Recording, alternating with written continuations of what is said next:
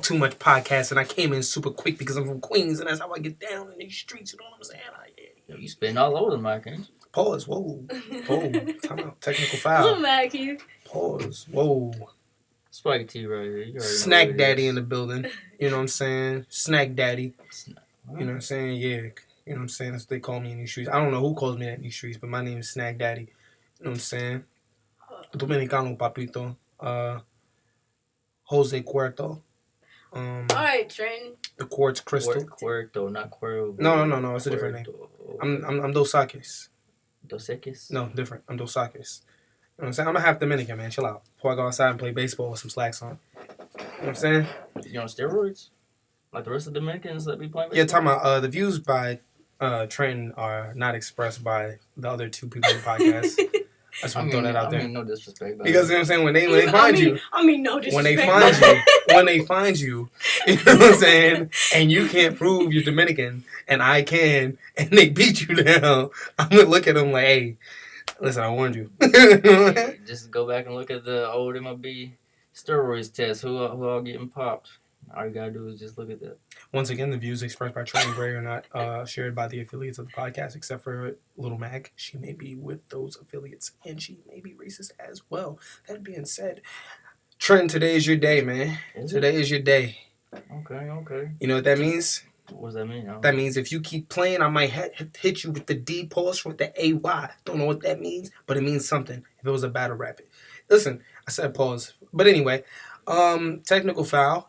It's Trenton's interview day. You know what I'm saying? And because we know Jewel is not the best when it comes down to the questions, I've whipped up a nice concoction of questions and interesting themes and theories that we can put together to get down to who Trenton really is.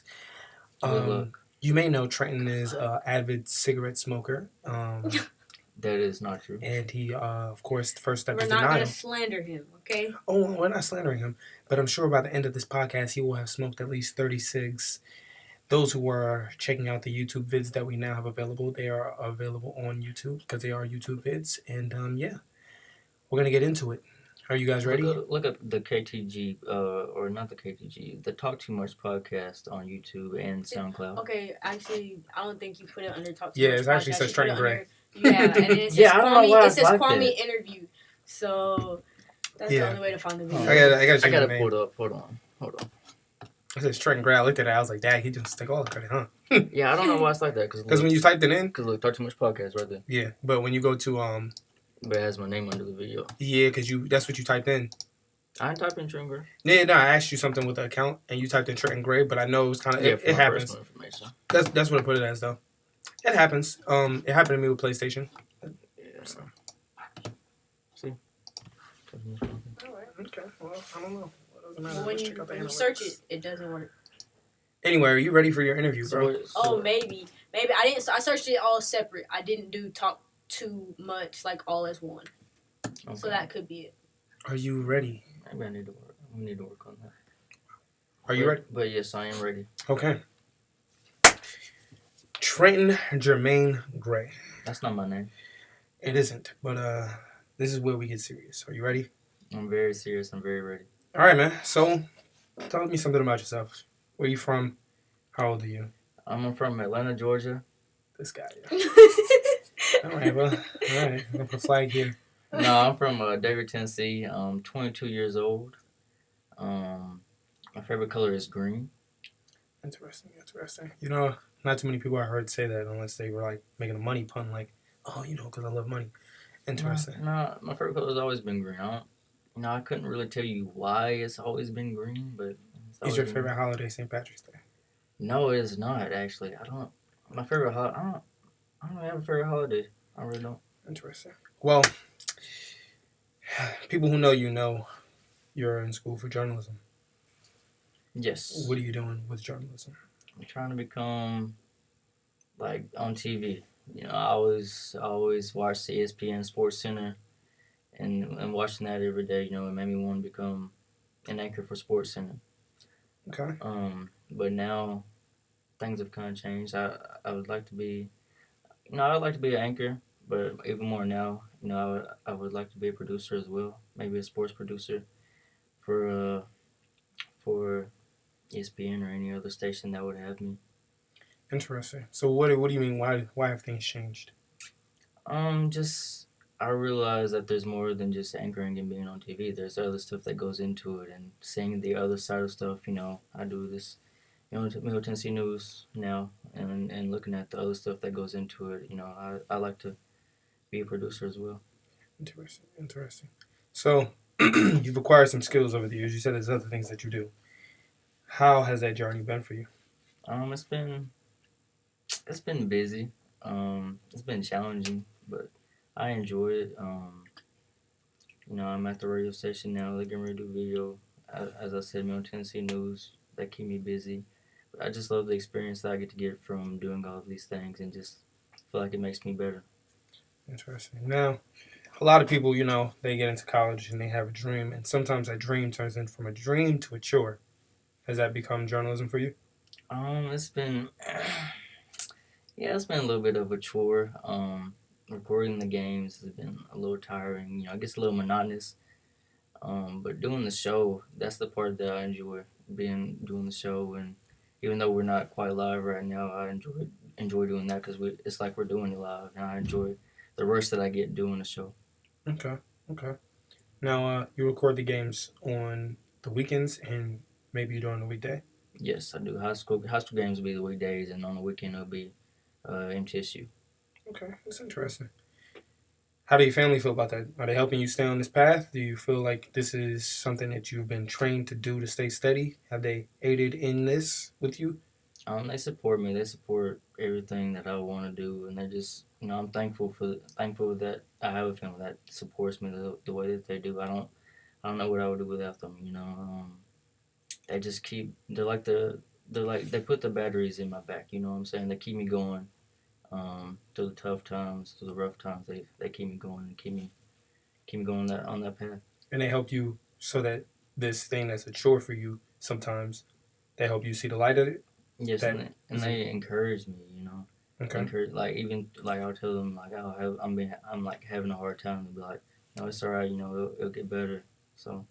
Okay. Now, you say that is you having a hard time. Does it ever make you want to give up?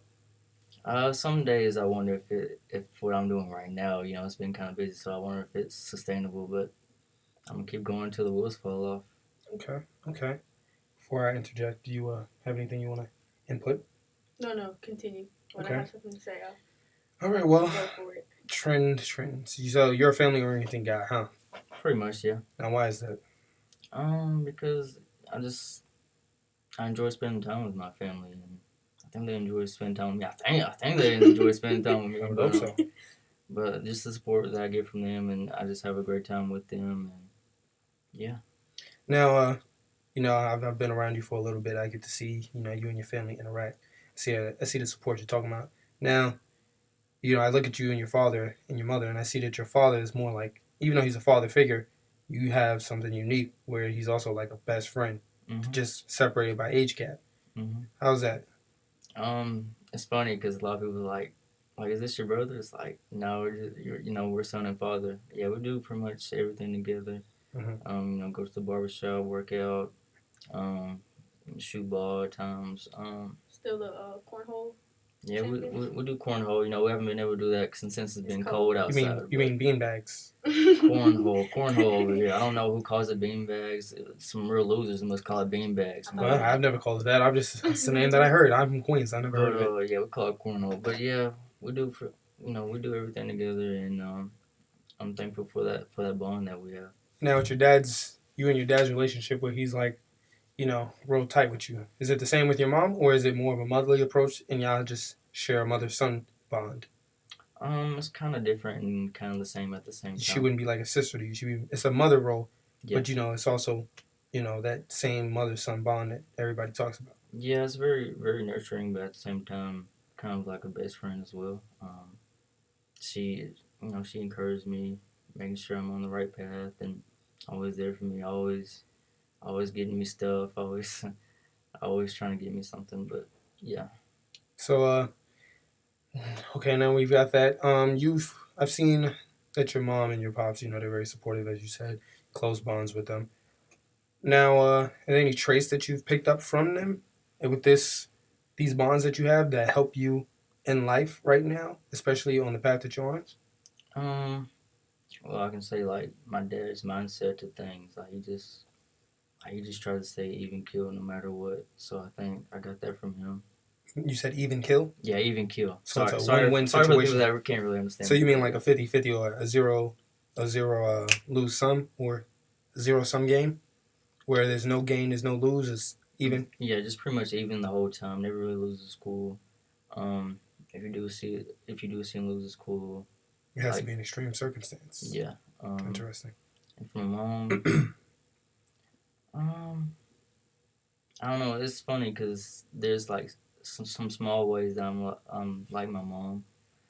Um, but not really I can think of right off the top of my head. I mean, there are some that I've seen. I'll save those off there, you know. But I've seen, you guys. I see, they've like, if you're a glass, they have 50-50 in you. You know what I'm saying? And it's a pretty tall glass, so that 50-50, instead of it pouring out to equal out 100, it's like 50% for you. You know, if it makes Mm-hmm. sense, and it's still your own that you get on the way. Yeah, me and my mom to add on to that. Me and my mom are both very very hard headed people. Like we go after something, we go after it, I've noticed. and I've noticed. if we don't get it, we just like man, it hits. It But takes a toll. yeah, Now, is that a good thing for you? um, I guess because when I go after something, I go after it, and I guess that's a good thing. I'm all about what I want. Now, go ahead. What's up? Could that affect you in a negative way though? Yeah, I mean sometimes I'll go after something and it might not necessarily be good for me, But you keep going. yeah, I keep going. I gotta hit those bumps in the road. Now, have you come across any bumps that have made you actually like stop and pull over and say, "Look, I need to evaluate the situation, the circumstance, and maybe take a different route"? Um, maybe there's some girls out here that made me think, Oh, maybe I've gone too far here. Maybe I need to go somewhere else. okay. Before we get into that, it's an interesting point that you bring up. But okay. So you and your mom, before we get to the girl situation, you and your mom have those go get it mentalities, and your dad's level headed. Has those two perspectives help you when you hit that bump? You see the more mature way of handling it, and it helps you out. I think so. When I hit those bumps, I try not to get out of control. Like if I do, it'll probably be in my room trying to Yeah. shadow box, hitting a dresser or something. But Interesting. but other than that, I try to stay even keel. Now, that's a very interesting point because a lot of people who actually know you actually don't know you as well as they think they know you, which is very interesting because it's you would think these people are around you and I see how you are and as you hide. Sometimes it's like opening a can with a bad can opener. Sometimes you gotta really pry it. Mm-hmm. How does that affect you? That there's so many people who may not know you as well as they think they do. That's an interesting question. There's somebody else that I know that actually kind of does this, and I'll be like, okay, maybe that's what it feels to have an encounter with me.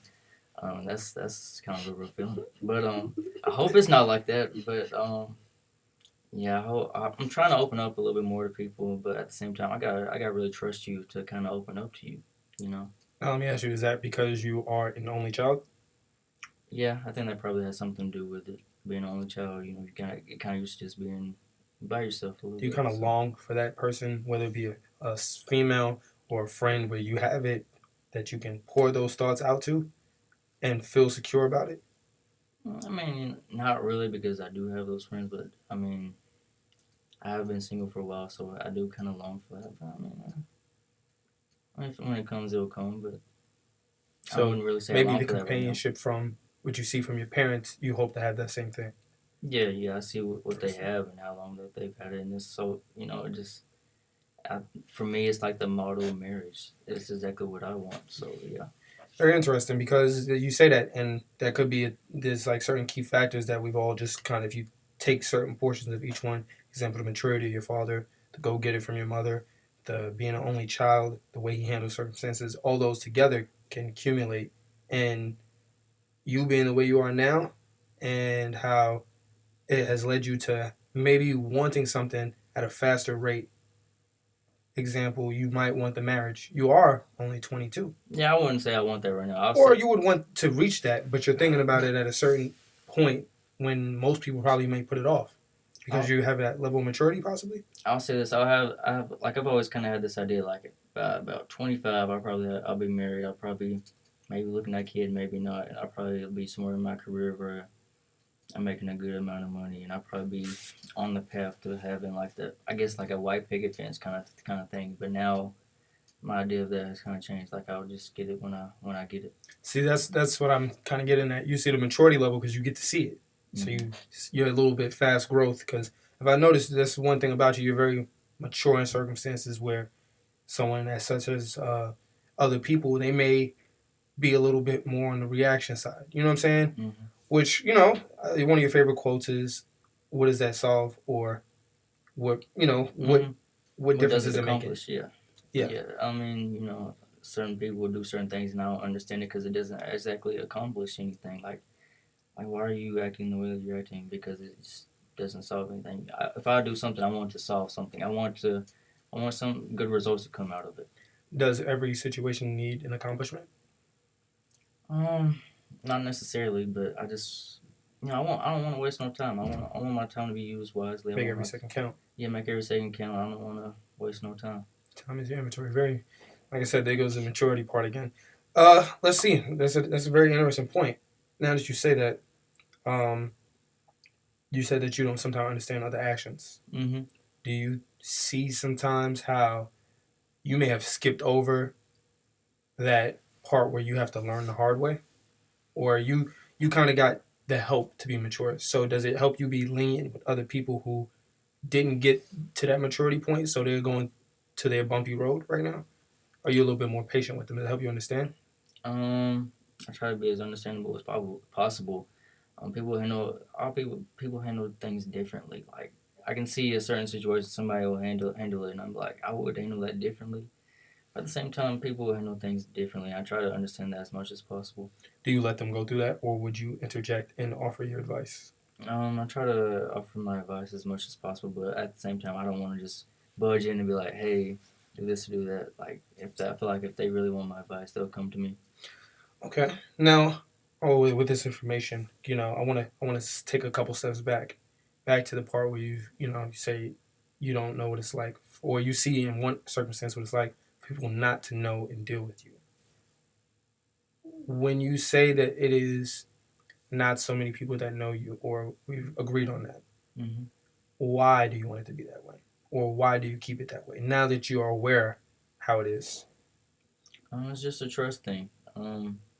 I'm not gonna give you all of me if I don't really know you. Like, it's weird. I guess I kind of study people before and see how they are before I even kind of share some of myself and trying to, I guess, give all of myself. It's very interesting, because one thing I've learned is many shades to the Trenton palette. Yeah, I mean, Many shades. I'm a multi-layered individual. You know what I'm saying? Yeah. But there's a lot of layers to a lot of individuals out here. So Not 100% sure if I've seen every shade, but I feel like I've seen a majority of them. yeah, you probably have. Yeah. Now, that being said, since you're so multifaceted, you think that affects you in any way where you wish that it was all just cohesively one? No, I believe I am the way that I am for a reason. I believe I don't want to really toot my own horn, but I feel like I can adapt to almost any situation because I'm that multi-layered individual. You can switch and say, let me go into this shade for today. Let me go into this different bag. Yeah, or I can see different points of view because I have just these different layers to me. Okay. Now, is one of those layers the reaction when you are so-called shadow boxing in your room? Yeah, that's a layer, but I don't let many people see that layer. It's very... Now, what layers do you let people see? Mm, It seems around certain individuals you're more showing of a certain, but then those individuals may see one but not see the next. yeah, like certain individuals I'll talk to more, and some individuals, I kind of keep it at a like, how you doing, like how, like what's going on in your life, like what's up. But it's nothing too deep. You know what I'm saying? If it's something deeper, like how am I feel? Like career stuff and like relationship stuff. If it's something deep on that level, then that's probably when you know like you're one of my closer friends or closer somebody that's really closer to me. I'll go into that deep end. Interesting. Interesting. Interesting. Okay. Well, let me ask another question that kind of pertains to this. With the deepness, is there a fear that you have a little bit that you will let someone get in and they may put your your stuff in the dark that you don't want people to know in the light, or that you might lose that person that you've now let become a closer person? Does that play a part in your decision making on how you open up to certain people? I think it's just I don't think there's like if I let them see that deep part where they like what they see, you know, or will they just continue to be there, or will they go away? Very interesting. Have you had that happen before? Um, I think so. I think so. You know, some stay, some go, but hey, you know, it all happens for a reason. Not everybody can handle what's in their cup. Yeah. Okay. Let's take a couple steps forward. Uh, so far you've mentioned relationships a couple of times, and you referred to females. Mm-hmm. How is that for you? Right now, it's very dim out here. It's very dim. There's nothing really going on right there. But you know, I got my eye on somebody right now. So. And with this somebody, what about them makes you want them? Just their energy, you know. I like their energy. I just like the way that they look at me. I like the way that I look at them, and the feeling that I get when I look at them. Interesting. Interesting.